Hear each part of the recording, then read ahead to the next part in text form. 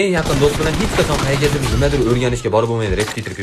Chunki men bitta o'zim borsam, u yerda dars bo'ladi. Do'stim bilan bordim, yemagan basharasini ko'rib kulgim keladi.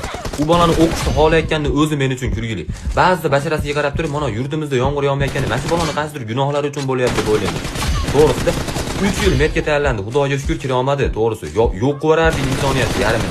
Ammo 3 yil tayyorlandi, men u bolani tasavvur qila olmadim. Met sohasida stomatolog bo'laman, nevropatolog bo'laman, qaysi yo'nalishda maksimum kimlar chola bo'lishi mumkin deb o'tirdim-da, to'g'risi duo qilib, meni duoyimni deb kira olmadim. Hali bola bilan ingliz tiliga ham borganmizda, billar.